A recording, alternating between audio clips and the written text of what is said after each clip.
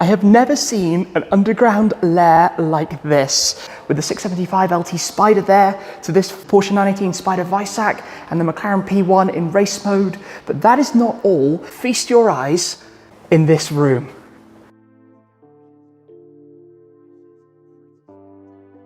When the cameras for the original Street Outlaws stopped rolling, many thought the story of Shawn Ellington, the man known as Murder Nova, was over. They thought the king of the 405 might just fade away.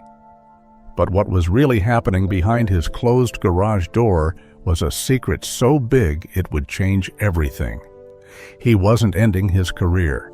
He was building an arsenal. And what they found inside would shock everyone. Unlocking the garage door. For years, the world saw one car, the legendary black Murder Nova. It was the car that ruled the streets and made Shawn a star.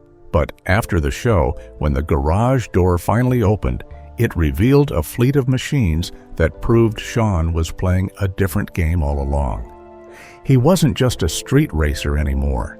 He was building a dynasty. The first thing you would see is not the famous Black Nova. Instead, sitting under the lights is a stunning baby blue beast. It's a 1969 Camaro, but it's no ordinary classic car. This is a full-blown pro mod, a class of race car so fast and so dangerous, only the best drivers in the world can handle them. For years, people in the professional racing world looked down on the Street Outlaws crew. They called them TV racers, not real racers. This car was Shawn's secret answer to all of them. He was preparing to step onto the biggest stage in drag racing and prove them all wrong. This blue monster wasn't even his car. It was owned by another famous racer, Keith Haney. Keith had this incredible car built, but he needed a driver he could trust, someone with the skill and the guts to handle it. When Keith asked his wife, Misty, who should drive the car, she didn't hesitate for a second. She said, "Shawn." It was a huge honor, and Shawn knew this was his chance to earn a whole new level of respect. And the specs of this car are just mind-blowing. It's powered by a massive Hemi engine built by the masters at Proline Racing, an engine that screams with an unbelievable 5,300 horsepower. To put that in perspective, that's more power than 20 normal cars combined. Feeding that engine are two giant 88mm Hart turbochargers, spinning furiously to force air into the motor. These turbos are so powerful, they need special technology just to control them. To make it as fast as possible, the car is built to be incredibly light. It weighs only 2,725 pounds, which is lighter than a small family car. This combination of insane power and lightweight means the car can fly down the track at over 220 miles per hour in just an eighth of a mile. Shawn had never driven a car this fast before. He even joked that he had never gone 220 miles per hour in his life, but he wasn't just going to try. He was going to dominate. In his very first Pro Mod competition at the Midwest Drag Racing Series opener, he did the unthinkable. He qualified in the #1 spot, blasting down the track in 3.59 seconds, his first time ever in the 3.50-second range. Then he went on to win the entire event, taking home the trophy in his first ever professional Pro Mod race. He proved he wasn't just a TV star. He was one of the best in the world. This blue Camaro wasn't just a car in his garage. It was his secret weapon. But what about the car that started it all? The original flat black 1969 Murder Nova? Many thought it was retired, a piece of history sitting in a corner. The truth was far more shocking. Deeper in the garage, the OG Nova was there, but it was not the same. It had been secretly stripped down to its bare soul and completely reborn. For years, the car was famous for its twin turbos. But Shawn knew that to compete in a new world of racing, he needed a change. He took out the turbos and replaced them with a monster Procharger F3R 140 supercharger. A supercharger gives instant power, perfect for the kind of racing he wanted to do next. He also swapped in a brand new, incredibly powerful Pro-charged Hemi engine, the same type of engine winning championships all over the country. The biggest change, however, was hidden underneath. The car's entire foundation was cut out and replaced. It now sits on a brand new, state-of-the-art tube chassis built by the legendary DMC Racing. This new chassis is lighter, stronger, and stiffer, allowing the car to sit lower to the ground and handle all that new power with more precision than ever before. The OG Murder Nova was no longer just a street car. It was being rebuilt into a precision weapon for a class called Pro 275, one of the toughest small-tire racing classes in the country. This transformation showed how Shawn thinks. The OG Nova is his legacy, but for him, a legacy isn't something you put in a museum. It's something you keep fighting with. He was willing to change the entire identity of his most famous car to keep it deadly in a new era. The ghost of the Murder Nova was being prepared for a whole new war. As you look around the garage, you might start to feel like you are seeing double. And you would be right, because the next shocking discovery is that there isn't just one Murder Nova. There are two. For years, fans watched one black Nova on TV, but behind the scenes, Shawn had built a secret twin. This second 1969 Nova looks a lot like the original, but it's a completely different animal. It was built from the ground up for one reason and one reason only: to dominate the No Prep Kings racing series. No Prep Kings races are held on tracks with very little traction, making them brutal on cars. The OG Nova was a street car at heart, but this new car was a purpose-built killer for these specific tracks.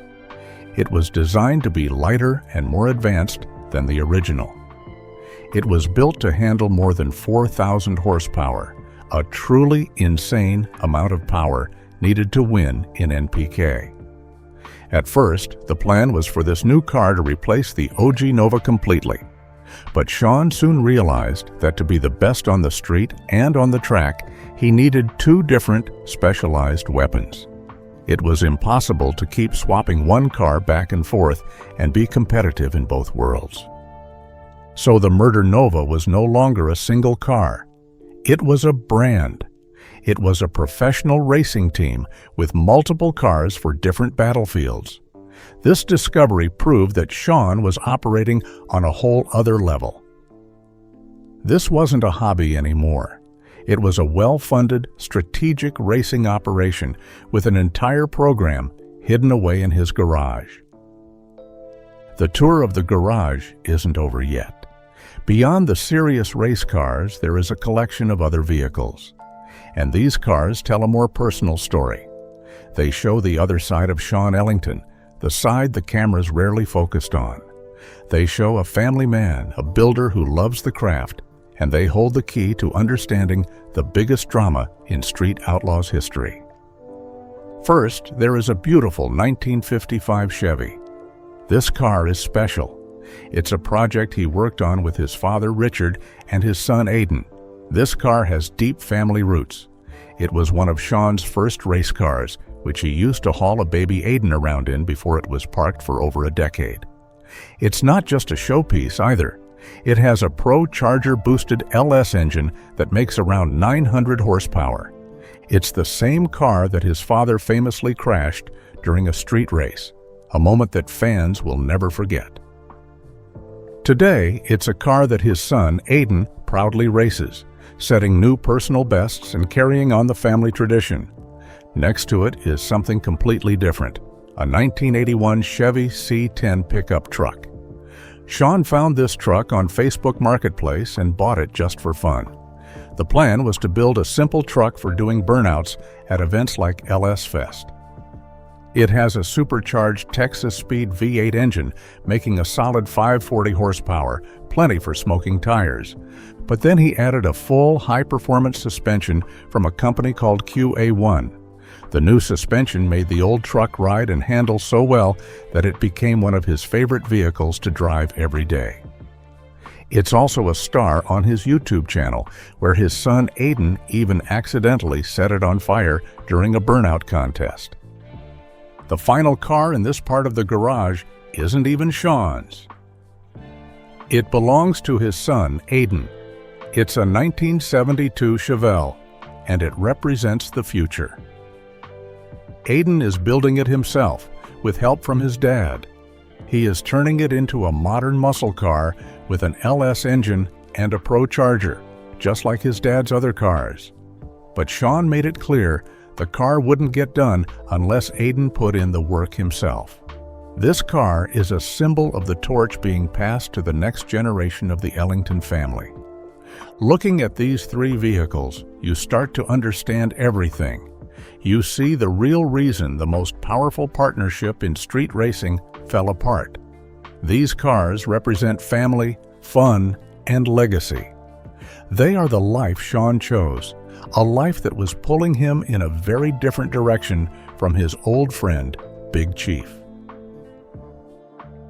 The making of a legend. An arsenal of cars like this doesn't just appear. It has to be built by someone who lives and breathes this world.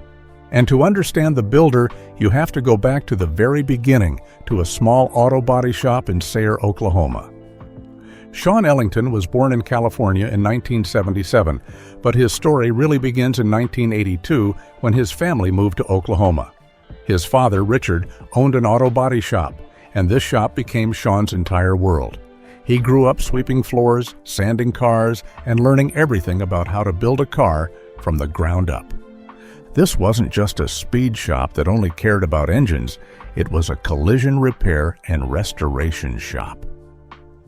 Shawn learned how to fix wrecked cars, how to do perfect bodywork, and how to lay down a flawless paint job.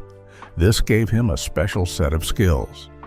He didn't just know how to make a car fast, he knew how to make it look perfect and intimidating. This is why his cars always looked so well-built and professional, even in the rough world of street racing. But he wasn't just working in the shop, he was also learning how to drive. Out on the dirt back roads of Oklahoma, he and his friends would spend their nights pushing their cars to the limit, getting sideways around every corner. He learned how to control a car when things go wrong, when the car is on the edge of crashing. As he once said, you learn who the real drivers are when the stuff hits the fan. This combination of building skills and driving talent was forging him into a future legend. In 2005, Shawn made the move to Oklahoma City, and his life changed forever. He wasn't part of the street racing scene yet. In fact, he found it by accident. One night, he was driving home from a bar when he saw a big group of race cars. He decided to follow them. He ended up on an empty street where they were all getting ready to race. He just got out and started watching. It was there that he met Justin Shearer, the man everyone would soon know as Big Chief. Chief was the guy who knew everyone and set up all the races. He walked right up to Shawn in a Sonic drive-in parking lot and asked him if he wanted to race.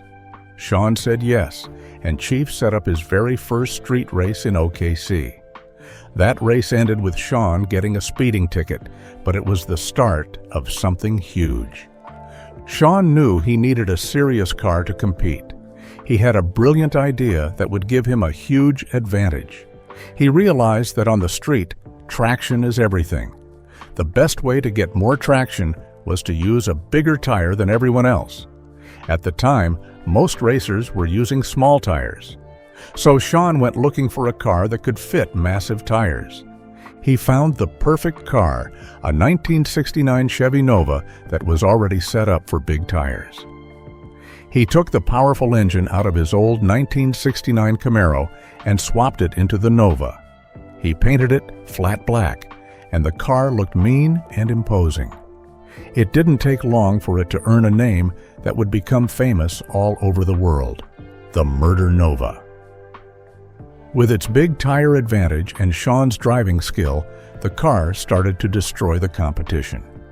A new king was being crowned on the streets of the 405. The brotherhood and the betrayal.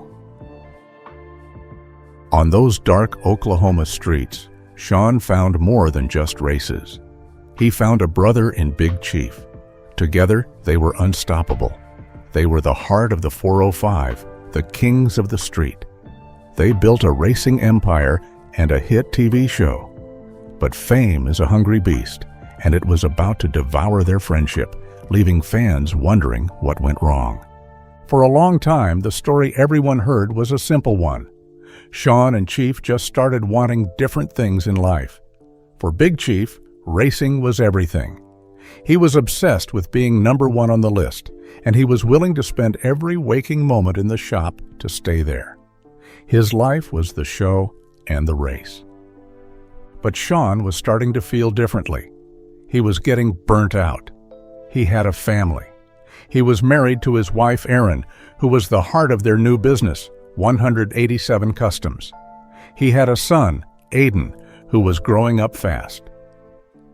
Shawn didn't want to miss his son's baseball games or all the little moments of family life. He wanted to be a father and a husband first.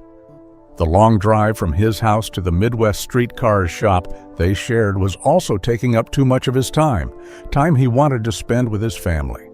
So the official story was that they grew apart. Their priorities changed, and they decided to go their separate ways. But that simple story was not the whole truth. Behind the scenes, things were far more complicated. It was the story the cameras never told, a story pieced together from whispers and rumors from those closest to the situation. Their friendship didn't just end, it suffered a death by 1,000 cuts. As the show got bigger, some said Chief's ego got bigger too. Rumors started that he began to act like it was the Big Chief show, not the Street Outlaws show about the whole 405 crew. This created tension with the other racers who had been there from the beginning. Then there were broken promises. In one famous incident, both Shawn and Chief were booked to appear at a big event for a sponsor. It was a professional commitment. But at the last minute, Chief decided to back out and go to a race instead, leaving Shawn to face the angry sponsors all by himself. This was a huge blow to their business relationship and their trust. There was personal drama too. Big Chief's marriage ended, and his new relationship was very public on the show. For the tight-knit, family-oriented 405 crew, many felt that respect had been lost, and it created a divide between Chief and some of his oldest friends. The final cut may have been the No Prep King series.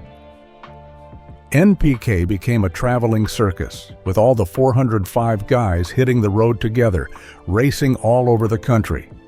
They became even closer, relying on each other for help and support. But Big Chief didn't race in NPK. He stayed behind. This created a natural distance. The rest of the crew was moving on to a new chapter, and he was not a part of it. He was left isolated while Shawn and the others were building a new brotherhood on the road.